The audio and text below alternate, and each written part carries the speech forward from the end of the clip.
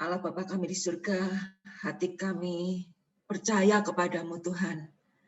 Kami percaya meskipun sepertinya sudah cukup lama kami terbatas dan kami terjebak di dalam pandemi ini. Kami percaya Tuhan, Engkau hidup. Dan kami percaya bahwa saat ini Tuhan mau berbicara kepada kami melalui firman-Mu. Karena itu kami mohon kiranya Allah Roh Kudus berkenan menerjemahkan firman Tuhan di dalam hati, pikiran, dan perasaan kami. Supaya di dalam masa pandemi ini kami boleh bersinar bagi Tuhan. Oleh karena Engkau adalah sumber terang di dalam kehidupan kami. Kami berdoa menyerahkan waktu ini di dalam nama Tuhan Yesus, Juru Selamat kami yang hidup. Amin. Selamat pagi, Ibu-Ibu. Hari ini kita akan melanjutkan satu pembahasan dari buku PA, kelompok kecil. Karena bulan ini tidak ada kelompok kecil, maka lanjutan dari Yakobus akan disampaikan dalam bentuk renungan pada sekarang ini. Saya akan share screen ya sebentar.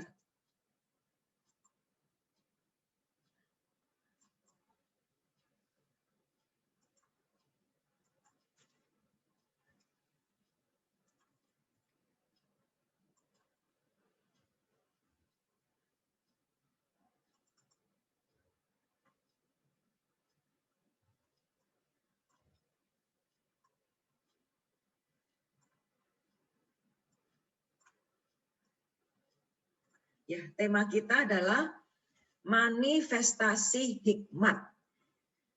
Hikmat dengan pandai itu beda. Ya, hikmat itu di atas pandai. Ada orang yang ngomong orang pandai itu tahu apa yang mau dibicarakan. Tapi orang hikmat itu satu kelas di atas. Orang berhikmat akan tahu kapan dia perlu ngomong, kapan dia tidak perlu ngomong. Jadi berhikmat itu satu kelas di atas pandai. Cuman hari ini kita anggap sama. Hari ini kita anggap sama, hikmat dan pandai itu kita anggap sama, karena fokus kita bukan tentang perbedaannya, tetapi bagaimana wujudnya, kenyataannya, hikmat itu seperti apa kalau secara praktisnya. Mari kita baca Alkitab, Yakobus 3, bukan 13 ya. Yakobus 3. Yakobus 3 ayat 13 sampai 18. Yakobus 3, 13 sampai 18 akan saya bacakan untuk ibu-ibu. Siapakah di antara kamu yang bijak dan berakal budi? Baiklah ia dengan cara hidup yang baik menyatakan perbuatannya. Ditaburkan dalam damai untuk mereka yang mengadakan damai. Sampai sekian pembacaan firman Tuhan. Berbahagia kita yang membaca, merenungkan, khususnya yang melakukan dalam kehidupan sehari-hari. Nah, ibu-ibu sekalian, kita wanita itu kan senang kalau dipuji ya. Semua orang senang dipuji. Nah, tapi ada perbedaan. Jadi ada orang itu yang paling seneng kalau dibilang cantik.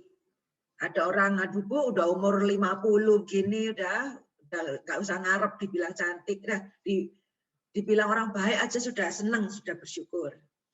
Atau ada orang yang seneng kalau dia dipuji sebagai orang yang elit, yang berkelas, ya, yang nggak murahan, nggak pasaran.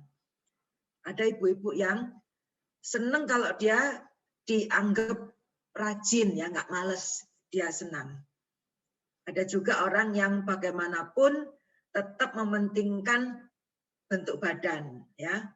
Nah, mungkin kita nggak pakai kata seksi ya, kejauhan kayaknya, minimalnya langsing ya, nggak langsung. Kita zoom tadi kan, aduh kok gemuk ya, itu kata nggak enak sebenarnya, mestinya kan, kok seger ya, gitu ya. Jadi ada orang yang susah sekali kalau dibilang gemuk. Jadi ada orang, saya punya teman itu dulu satu rumah ya waktu belum menikah, berusaha melangsingkan diri, memang pinggangnya tuh kecil sekali, tapi masalahnya wajahnya tuh memang bulat.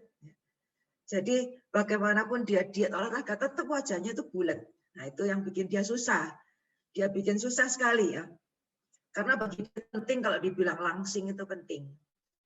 Nah ada orang yang nggak penting penampilan. Tapi dia sangat ingin atau senang kalau dibilang ramah. Nah ada juga orang yang senang sekali kalau dibilang pandai. Wah kamu kok pinter ya, kok pandai ya. Gitu. Jadi 7 macam ini kita pasti kepengen ya, pasti kepengen. Nah, sekarang kalau ibu-ibu di antara 7 ini disuruh pilih 3, ibu-ibu pilih yang mana? Ibu-ibu pilih yang saya senang kalau dibilang baik atau berkelas ya, elit, rajin atau yang mana? Ya pasti pengennya 7 ya, tapi 7 itu kan sempurna. Kita tidak sempurna, jadi dari 7 coba pilih 3 ya, diucapkan dalam hati atau ditulis atau ada yang mau jawab di chat juga boleh. Ibu-ibu kalau pakai laptop bisa jawab di chat, bisa nggak jawab di chat? Karena saya ingin tahu beberapa tanggapan. Ada yang bisa tulis di chat dari 7 pilih 3. Pilih 3. Nomor 3, 6, 7 ya. Berkelas, ramah, dan pandai. Ya. Ada yang lain? Ramah, rajin, pandai. Langsing ya. Kalau Zoom ini nggak kelihatan kita langsing atau langsung ya, jadi bersyukurlah. Baik, rajin, ramah. Baik, rajin, ramah, pandai. Ya, ada lagi.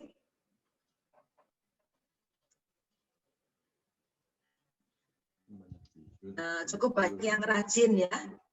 Rajin, pandai, dan ramah. Oke. Secara umum yang banyak saya baca itu rajin dan pandai. Ya, itu bagus. Jadi apalagi di rumah kita nggak mau kalau dibilang males. Dan juga sekarang rasanya nggak bisa males ya ibu-ibu ya. Karena situasi seperti ini tuh banyak di antara kita yang menjadi sibuk di rumah. Jadi paling banyak muncul satu rajin, yang kedua pandai. Jadi itu juga baik. Dan kalau banyak yang memilih nomor 7, berarti tema hari ini cocok sekali. Yaitu bahwa kita ingin disebut seorang wanita atau ibu yang pandai. Yang hari ini kita samakan dengan hikmat. Jadi menjadi wanita yang berhikmat, menjadi wanita yang pandai itu seperti apa? Yaitu yang akan kita pelajari hari ini ya. Kalau menurut Alkitab, saudara sekalian, dibilang siapa di antara kamu yang bijak dan berbudi? Ini Alkitab bilang 3 macam. Kalau mau dibilang bijak, berbudi atau berhikmat atau pandai, 1. Cara hidupnya itu harus baik. Jadi bijak, pandai itu bukan cuma pengetahuannya kalau belajar itu cepat, nggak lemot ya. Belajar Zoom itu cepat ngerti ya, 3 kali belajar bisa gitu. Bukan itu. Tapi menurut Alkitab, berhikmat itu adalah cara hidupnya itu baik. Lalu yang kedua, perbuatannya hikmat. Artinya dipikir lebih dahulu. Pertimbangannya, keputusannya itu berhikmat, bijaksana. Dan yang ketiga, lahir dari kelemah lembutan. Lemah lembut di dalam Alkitab itu artinya nggak kaku. Lemah lembut itu artinya mau belajar.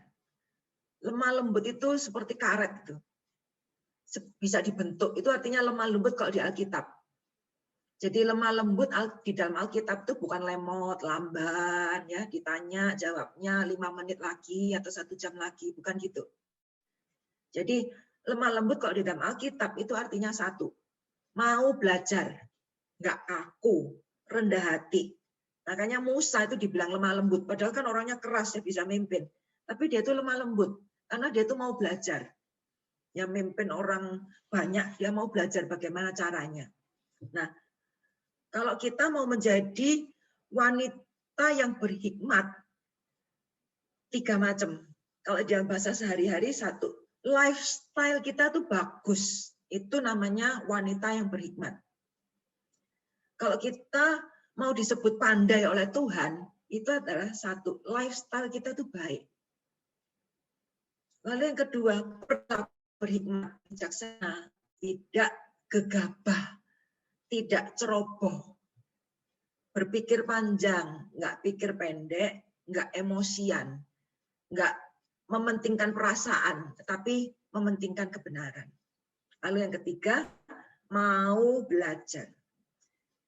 Jadi kalau kita mau disebut ibu-ibu KW Puri yang pandai, yang berhikmat, nomor 3, mau belajar. Itu namanya berhikmat menurut kitab Yakobus. Jadi contoh relevansinya adalah saat pandemi, lifestyle kita itu baik. Lifestyle kita saat pandemi kalau berhikmat bagaimana? Ya makan yang sehat.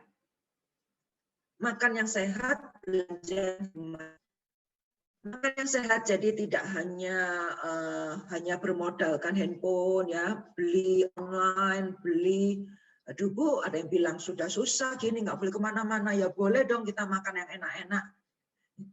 Ya boleh saja ya, tetapi orang yang berhikmat, dia akan memikirkan bagaimana makan yang sehat. Lalu belanja yang hemat. Jadi sekarang ini rata-rata ya penghasilan suami kita atau kita yang bekerja itu rata-rata menurun. Kecuali kalau kita punya perusahaan Bukalapak atau Tokopedia baru kita penghasilannya naik. Semua yang tidak online sekarang ini penghasilannya turun.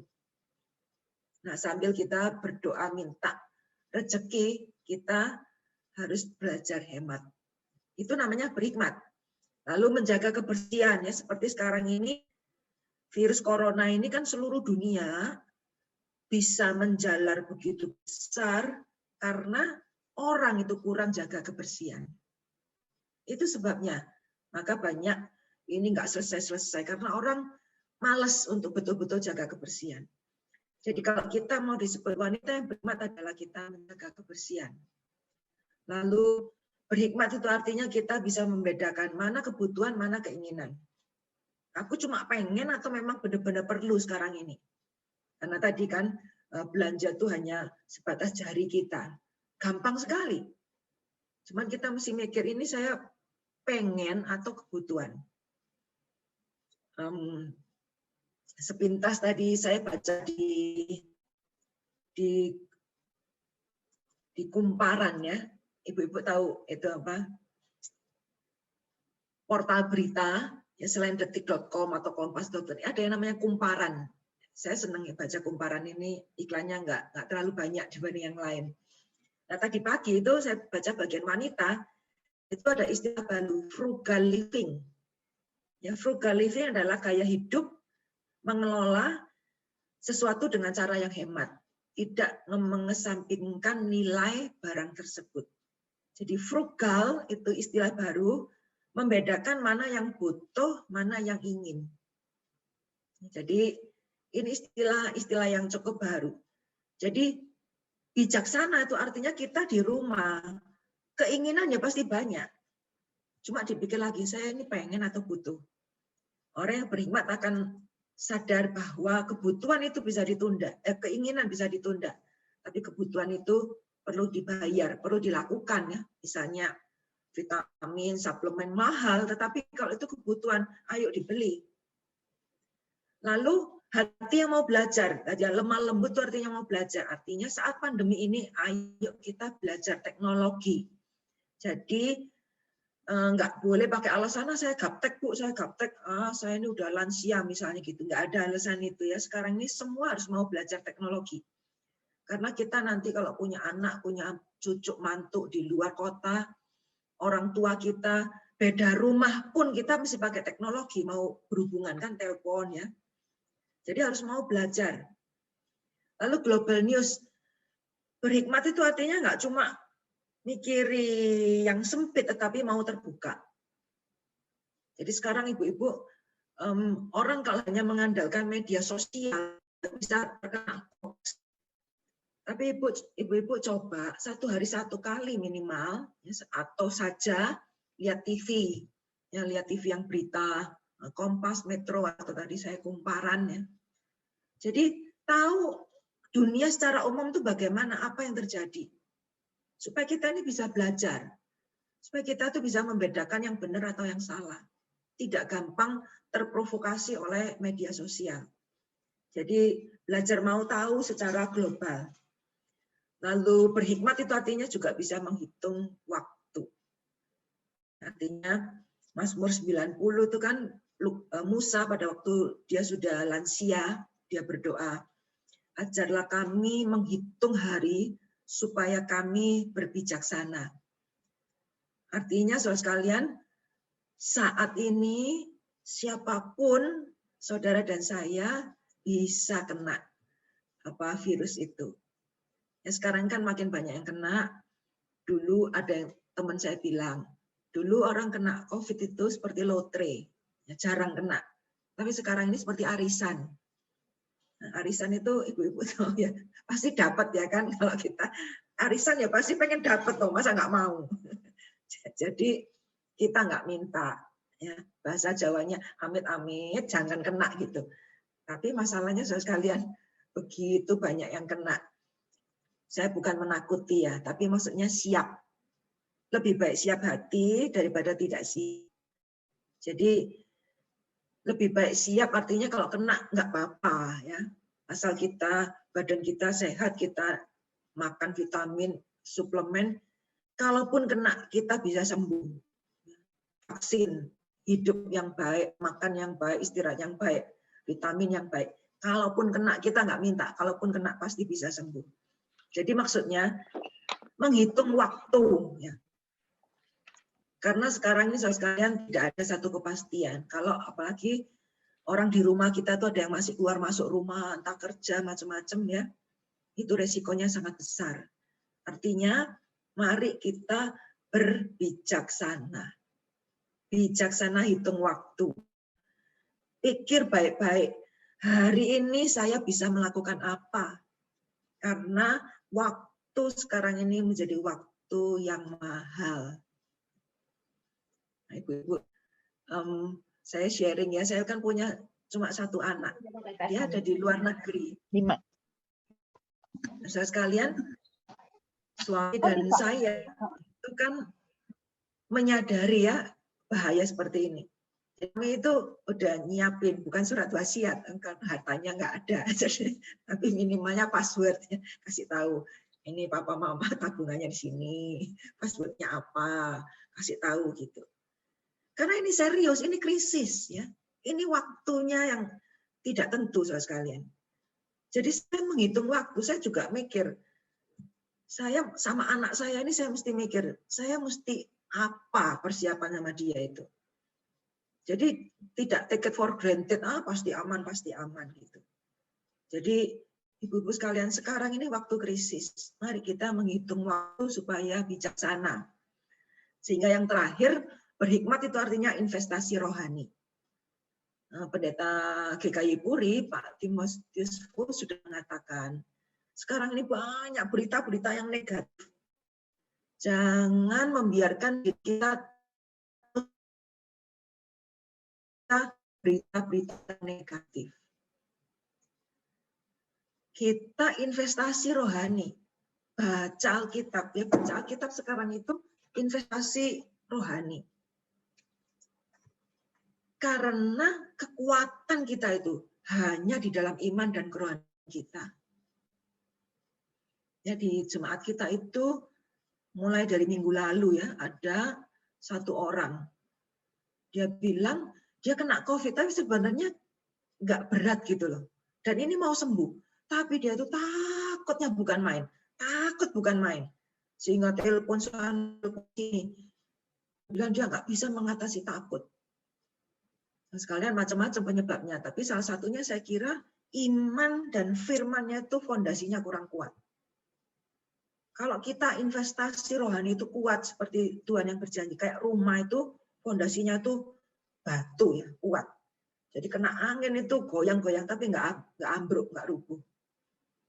Jadi masa pandemi ini, ayo kita investasi rohani.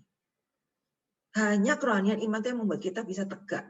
Kalau Tuhan mengizinkan kita terus ada di dalam pandemi yang kita tidak tahu sampai kapan. Hanya bisa investasi rohani. Jadi dalam hal itu juga maka saya mendorong lagi ya untuk melakukan siman ya. Ini form siman yang baru, kesaksian firman.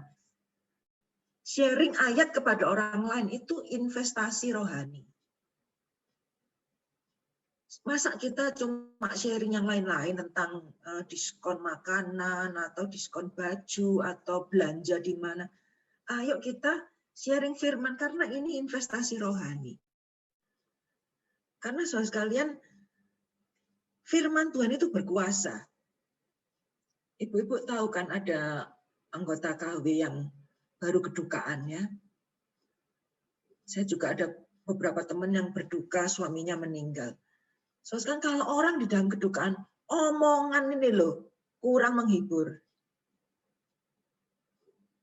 Terhadap orang, teman saya yang suaminya meninggal, saya mau menghibur pakai omongan apa? Ya, omongan manusia ini kalau di dalam penghiburan malah bisa menjengkelkan. Jadi misalnya suaminya teman saya, suaminya yang kerja, istrinya nggak kerja. Masa saya dengan mudah mengatakan, jangan khawatir, rencana Tuhan pasti bagus. Itu kan susah ya. Nah, pada waktu kedukaan, pada waktu orang COVID, itu yang berbicara adalah firman Tuhan.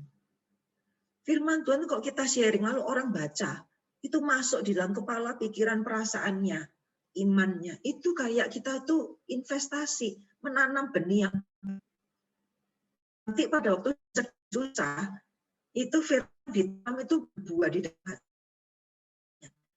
Dia bisa kuat karena apa? Firman Tuhan di dalam dirinya. Jadi ayo kita investasi rohani, sharing firman. Jadi saudara ini contoh tadi ya. Nah, Alkitab memberikan tahu ciri-ciri hikmat dunia dan hikmat surga itu ada perbedaan. Nah, hikmat dunia itu adalah iri, mementingkan diri, memegahkan diri, dan dusta melawan kebenaran. Sedangkan hikmat surgawi di sini dikatakan murni, pendamai, peramah, penurut, penuh belas kasihan, tidak memihak, tidak munafik. Nah, ibu-ibu sekalian, hikmat dunia ini intinya satu, yaitu kemana-mana akhirnya baliknya untuk diri sendiri. Ya, dia dari aku untuk aku. Dia mementingkan diri, dia memegahkan diri, sombong, dia berdusta untuk kepentingan diri sendiri. Jadi orang pinter dunia, orang pinter biasa itu mementingkan diri sendiri. Balik kembali ke dirinya sendiri. Sedangkan hikmat surgawi atau di sini istilah dari atas hikmat Tuhan, itu dasarnya satu juga, yaitu dia untuk orang lain, berbagi keluar.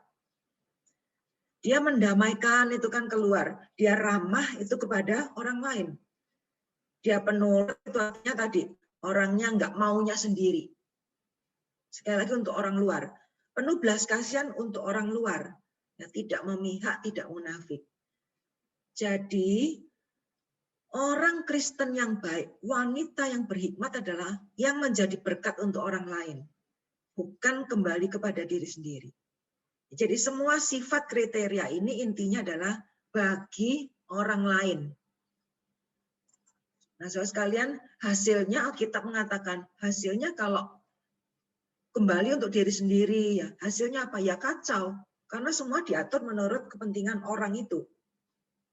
Lalu bahkan menghasilkan perbuatan jahat. Asalnya dari nafsu, kepentingan diri sendiri, dan dari si jahat atau dari setan di dalam Alkitab. Jadi sekarang ini ya misalnya masa pandemi, orang pinter, tapi untuk dirinya sendiri. Jadi misalnya bikin hoax ya, bikin berita-berita, untuk dia terkenal, untuk beritanya itu jadi viral, dia dapat uang. Jadi orang pandai sekarang misalnya menipu penjualan oksigen, menipu penjualan obat, dan lain sebagainya. Itu kan orang pinter. Kalau nggak pinter kan nggak bisa. Tapi pinternya untuk diri sendiri, makanya jadi jahat. Sedangkan kalau dari surga, Kita mengatakan buahnya, hasilnya itu baik. Orang yang pandai berhikmat dari Tuhan itu hasilnya untuk orang lain. Dan kita mengatakan ditaburkan dalam damai untuk mereka yang mengadakan damai.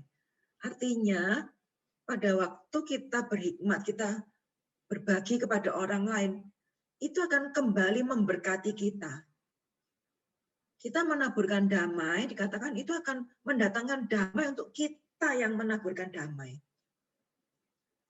Jadi ibu-ibu yang berhikmat dari Tuhan akan mendatangkan kedamaian, berbuah yang baik, dan kembali kepada dirinya, dia akan menuai yang baik. Jadi itu janji Tuhan. Jadi kalau ringkasannya adalah manifestasi hikmat itu bagaimana? Manifestasi hikmat menurut Yakobus, menurut firman, wanita yang menjadi berkat bagi orang lain. Enggak pinternya sendiri, enggak sok pinter, tetapi menjadi berkat bagi orang lain. Dia membawa dan menerima damai berdasarkan kebenaran. Jadi bukan damai berdasarkan kebohongan, tapi orang yang berhikmat, manifestasi hikmat, kita bisa disebut ibu yang berhikmat adalah kalau kita menjadi berkat untuk orang lain, membawa dan menerima damai berdasarkan kebenaran. Di dalam situasi pandemi ini, setiap jam ya kita terima berita yang nggak baik. Itu istilahnya seperti baunya itu nggak enak, ya, bau busuk, bau amis nggak enak. Ayo kita mengeluarkan bau yang wangi. Kita jangan terima bau yang busuk, berita-berita yang negatif, lalu kita ikut menyebarkan yang busuk-busuk, yang bau nggak enak, tidak sedap. Tapi mari kita melakukan bau yang wangi, yang harum, kedamaian. Asalnya dari mana? Ya dari firman Tuhan. Dari kehidupan yang diisi firman, baru kita ini bisa wangi. Omongan keberadaan kita itu wangi, nggak bau, nggak sedap. Ibu, dari relevansi aplikasi ya, dari 7 kriteria yang dikatakan Tuhan, wanita berhikmat itu 7 cirinya. Nah, sekarang kita pilih 1 yang mau kita perkuat. Mungkin banyak di antara kita yang sudah murni, yang nggak tahu Ibu Murni ikut nggak di sini. Atau kita tulus maksudnya, kita mungkin pendamai, kita sudah cukup ramah. Banyak hal yang baik, tetapi untuk sekarang ini, dari 7 macam ini, pilih 1 saja. Pilih 1 yang hari ini kita mau mengatakan kepada Tuhan, Tuhan, saya mau lebih bisa, misalnya mendamaikan. Misalnya di rumah, ya supaya damai antara suami, anak, orang tua, mantu, cucu, misalnya. Jadi dari 7 macam ini, pilih 1. Yang mana yang hari ini saya mau minta Tuhan, tolong saya Tuhan, supaya ini saya bisa diperkuat. Ya, boleh jawab di chat ya. Tiap orang pilih 1. Yang bisa tulis di chat, silakan tulis di chat.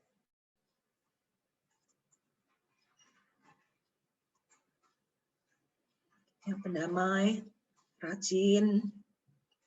Ya, pendamai ini memang penting ya. Waktu kita harus di rumah banyak ini. Ya, penurut,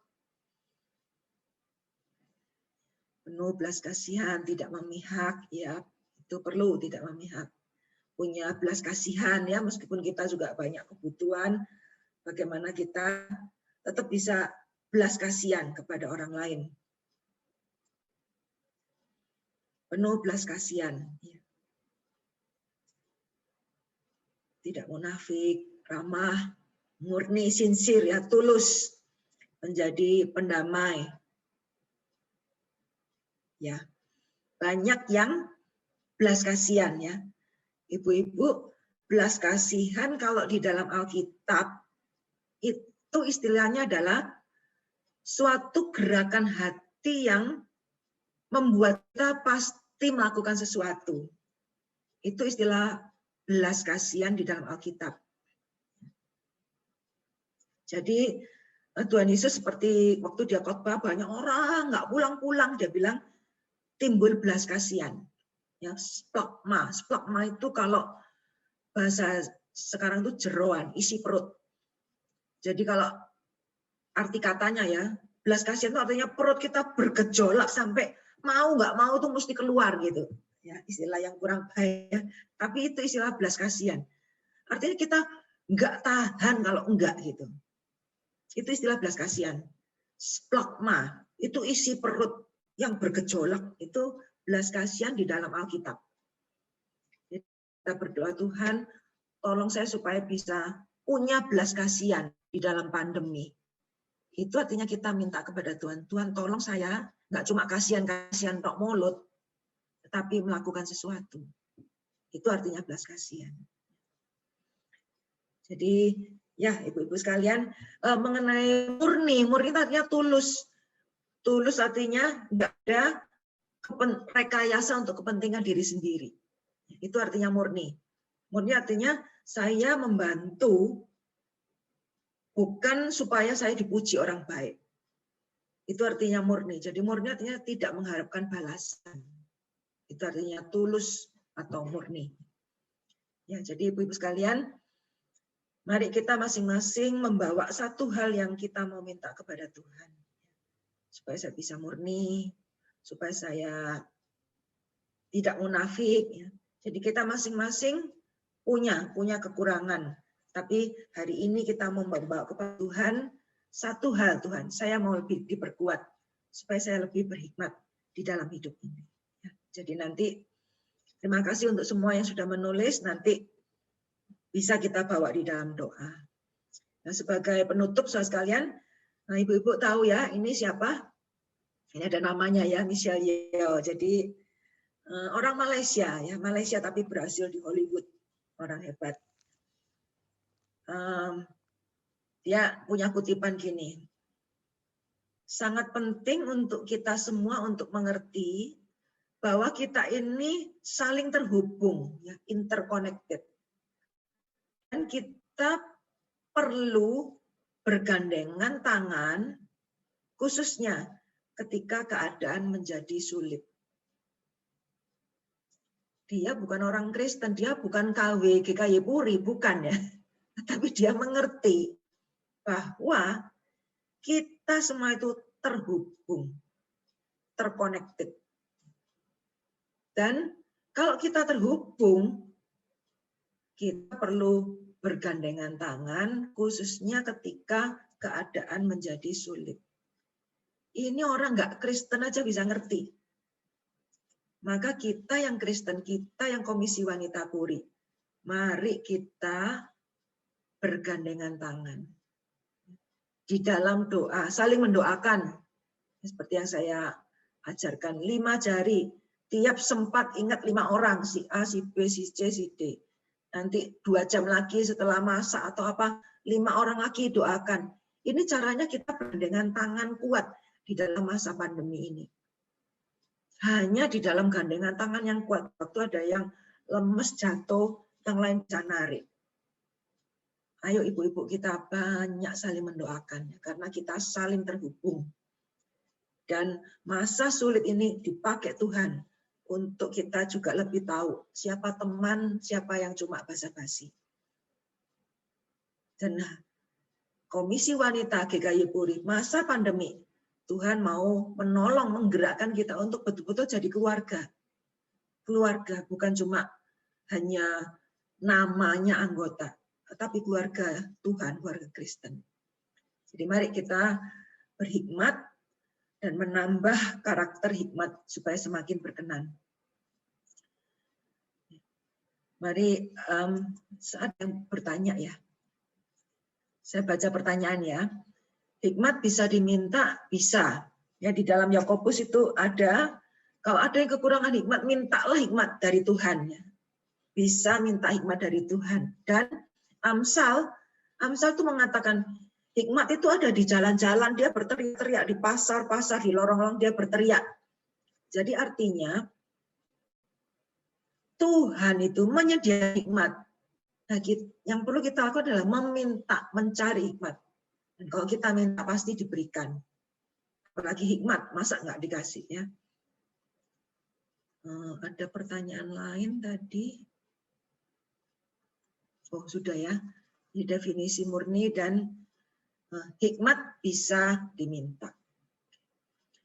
Nah, sebelum saya mengakhiri, sekalian ada satu pengumuman dari GKY. Sinode GKY kan punya satu tim untuk COVID. GKY ini gereja yang sangat bagus, sekalian sudah ada 2 sentra vaksin ya di Pluit dan BSD terbuka. Lalu kemudian kita punya tim sangat membantu dalam hal obat, vitamin, oksigen. Nah, sekarang kami mengumpulkan data orang-orang yang bisa mendonorkan plasma darahnya. Jadi ibu-ibu atau keluarganya kalau ada yang pernah kena COVID, kalau bapak ibu bersedia mendaftarkan diri ke nomor yang ada di situ. Mendaftarkan diri sesuai dengan syarat. Maksudnya gini, umpama suatu kali ada yang perlu, maka kalau cocok akan dikontak. Tapi juga nggak harus misalnya saya mendaftarkan diri. Suatu saat dilihat ada yang cocok dengan Ibu Mevang, saya akan dikontak. Tapi juga akan ditanya, Bu Mevang bersedia apa? Enggak, sedang sehat atau enggak. Jadi tidak pasti harus tidak. Tapi intinya saya yang pernah kena, saya mendaftarkan diri jikalau ada yang perlu. Karena kan saudara sekalian, kita atau keluarga kita satu kali mungkin kita akan memerlukan. Ibu-ibu kan di chatting itu kan juga sering terima ya, siapa perlu plasma darah, siapa perlu. Jadi tadi nggak egois. Suatu saat kalau ada orang lain memerlukan dan suatu saat keluarga kita memerlukan, kita perlu orang lain. Nah, jadi ini prakteknya bahwa kita tidak hanya memikirkan diri sendiri. Jadi ini nanti akan disebarkan melalui WA ya, kalau ada ibu atau keluarga yang bersedia mohon mendaftar. Jikalau diperlukan kami akan menghubungi. Jadi ini adalah satu bukti praktek bagaimana orang berhikmat itu menolong orang lain, karena siapa tahu kita juga perlu pertolongan. Kalaupun kita nggak perlu pertolongan, tetap kita sudah menjadi berkat. Jadi renungannya sampai di sini, mari kita berdoa. Allah Bapa kami di surga, kami berterima kasih untuk cinta kasih Tuhan yang besar di dalam hidup kami, dan Tuhan berjanji akan memberikan hikmat kalau kami memintanya. Tuhan, Engkau mengerti, kami ibu-ibu semua sudah menuliskan yang kami ingin untuk bisa diperkuat Tuhan. Engkau tahu ada yang ingin supaya bisa lebih mendamaikan, ada yang ingin supaya lebih bisa tulus, murni, ada yang ingin lebih bisa menurut taat. Tuhan, Engkau menjawab doa ibu-ibu ini, supaya dalam masa pandemi ini kami lebih pandai, lebih berhikmat, hingga sesuai dengan firman-Mu. Kami berhikmat, kami menjadi berkat, membawa bau harum wangi di tengah masa pandemi ini, supaya hidup kami menjadi berkat dan Tuhan dimuliakan melalui hidup kami. Kami berdoa Tuhan menyerahkan untuk ibu-ibu di Komisi Wanita, masih ada beberapa dengan anak suami yang masih Tuhan kiranya berikan kekuatan, berikan kepada mereka ketenangan, kebijaksanaan memilih obat, pengobatan, vitamin, dan juga berikan kekompakan suami istri dan anak, supaya mereka satu hati mengusahakan kebaikan. Saya berdoa juga Tuhan untuk banyak keluarga yang mulai terdampak secara ekonomi, penghasilan berkurang. Tuhan kami mohon, berikan kepada ibu-ibu ini bijaksana di dalam menghemat. Dan Tuhan berikan juga ketenangan iman kepada Tuhan. Sehingga di dalam doa bersama dengan suami dan anak-anak berlutut di hadapan Tuhan. Meminta rezeki dan juga meminta kepandaian hikmat untuk memikirkan kemungkinan pekerjaan yang lain yang berbeda. Berikan kerendahan hati pada waktu harus memulai hal yang baru. Kami berdoa Tuhan menyerahkan untuk ibu-ibu di Komisi Wanita ini ke dalam tangan-Mu. Tuhan yang kiranya memimpin kami semua Tuhan, supaya ada kemauan semangat bergandengan tangan di dalam kasih dan iman dan doa. Tuhan yang menggerakkan supaya ibu-ibu ini setiap saat mau mendoakan orang lain, mau membagikan ayat firman Tuhan kepada orang lain. Tuhan, kami pada saat ini juga berdoa untuk persekutuan minggu depan. Tuhan kiranya memberkati supaya boleh tetap ibu-ibu banyak yang rindu bersekutu. Dan kami juga berdoa Tuhan yang menyiapkan, lindungi supaya saluran internet minggu depan boleh berjalan lebih lancar daripada hari ini. Terima kasih Tuhan. Kami berdoa menyerahkan persekutuan ini seluruhnya di dalam nama Tuhan Yesus, Juru Selamat kami yang hidup. Amin.